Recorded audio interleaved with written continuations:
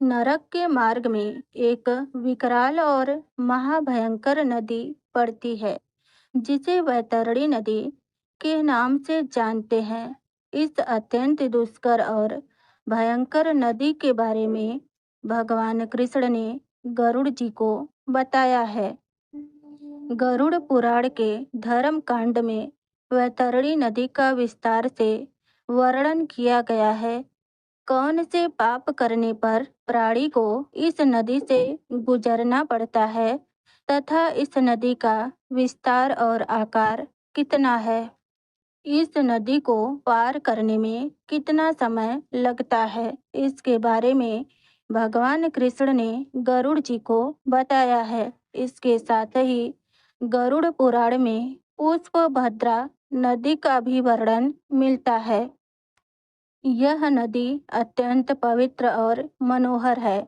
इस नदी में गिरने वाले प्राणियों को कौन से सुख की प्राप्ति होती है, आज इन सभी के बारे में चर्चा होगी। एक बार गरुड़ जी भगवान कृष्ण से कहते हैं, हे प्रभु, आप मुझ पर कृपा करके वैतरणी नदी का वर्णन करें और इसे पार करने के लिए जीव को कौन से उपाय करने चाहिए।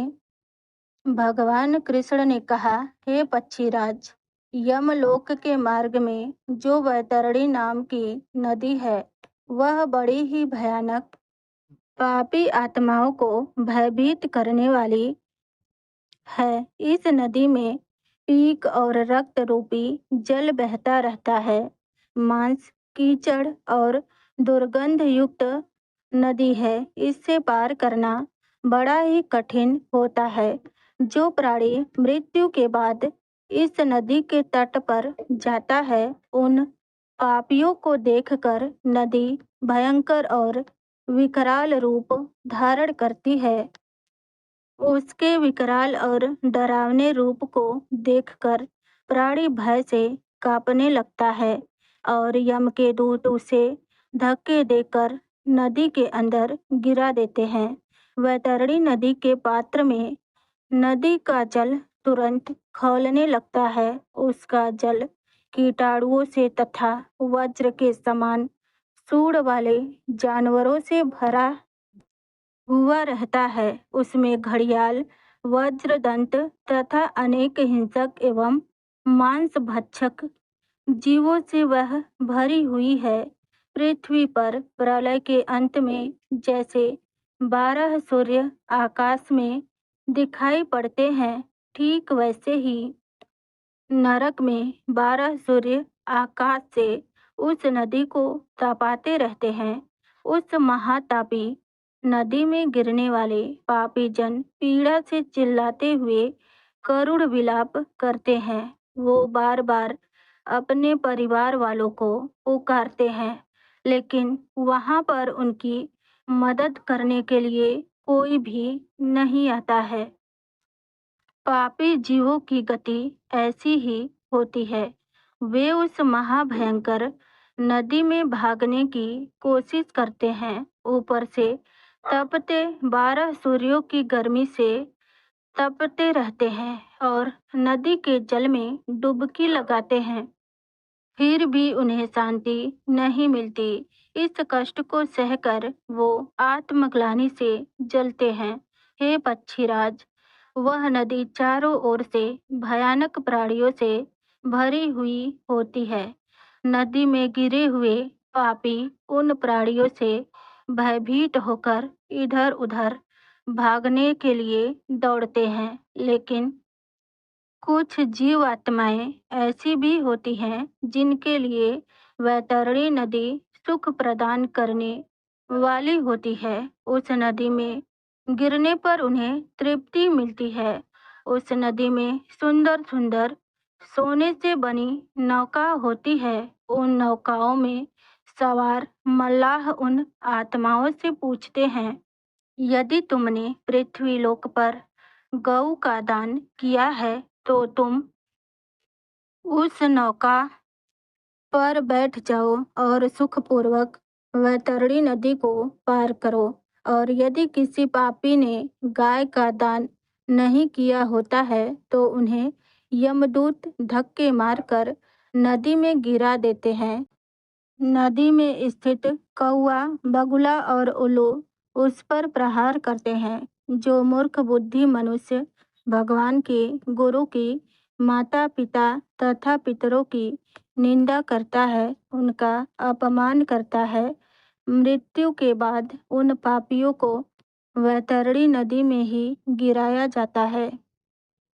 जो जड़ बुद्धि पुरुष अपनी पतिव्रता, सुशीला और धर्म का पालन करने वाली पत्नी का त्याग करता है, उन सभी को वैतरणी नदी के तट पर ले जाकर धक्के मारकर अंदर गिराया जाता है।